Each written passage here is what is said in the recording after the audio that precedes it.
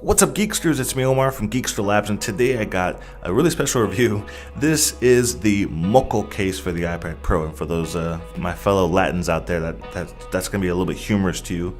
For those of you that don't know, Moko is another word for snot or boogers, I guess you could say.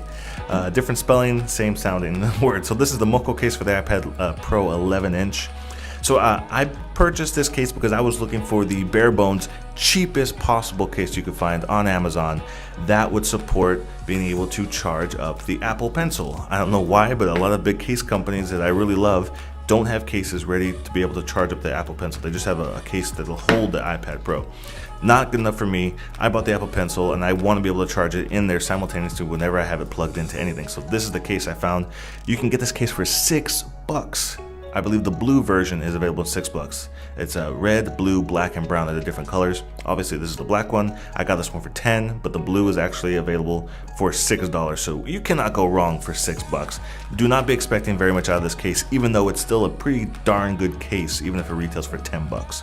Let's talk about it. Let me show you some details, okay? Obviously, as you can see, it's very similar to Apple's style kind of folio case. It has the trifold there, so it's very easy to prop up if you do want to use this for typing or having that type of thing where you want to have it propped up like that. You could easily do that.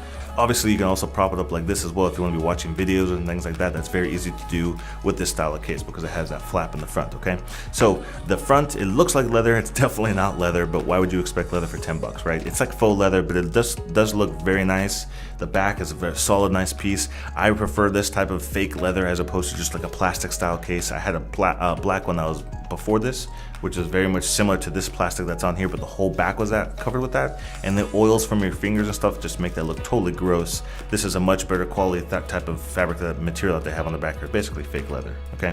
So we have, like I showed you, the triple folding things. You can fold the flap. It does wake the screen up whenever you push it open, so that's very nice. So that does have that magnetic type of thing there in the flap. And most importantly, it will allow for a spot for your Apple Pencil. So when you pop your Apple Pencil in there, it is using the magnet to hold it into the case, just like that, and it will let you know how much battery power you have in your Apple Pencil. So that is the feature I was looking for, and that is perfect, okay?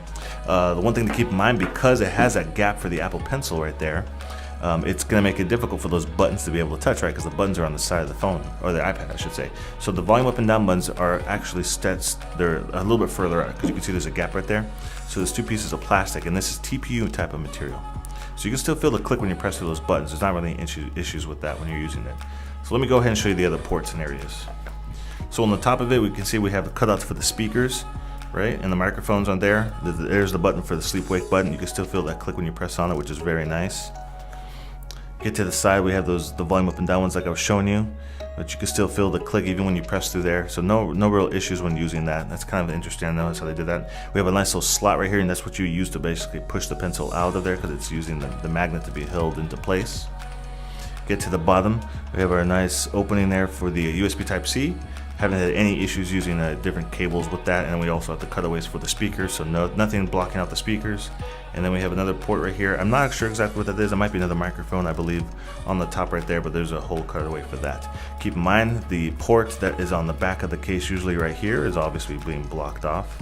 I believe the port is right there. I don't know, I can't remember what that port is for, if it's for the keyboard or what it is, but any of the ports that are on the back, that's not going to be lining up right there. We do have a nice cutaway there for the camera and the flash. No issues with that, and nothing being blocked off.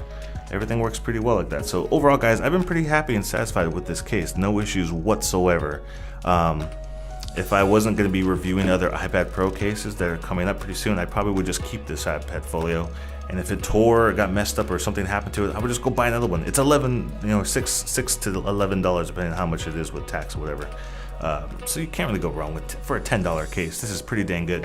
One thing I will keep in mind and mention here, that it is TPU, so this is not hard plastic. It is like pliable, soft TPU, which is definitely good for shock absorption if you were to drop it. But because it kind of wraps around the edges of the screen, and I apologize, my iPad's super dirty, fingerprint infested right there.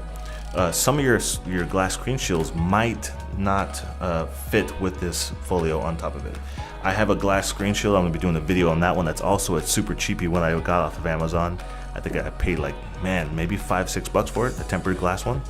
So I'm going to check that out to see how that works with this case, but just something I want to mention to you guys, that because it kind of does curl around the edges, some glass screen shields that go straight to the edge of the iPad Pro 11-inch may not fit with this case on. I have seen some comments of people saying that this case does kind of pull up on screen protectors. So one thing to keep in mind.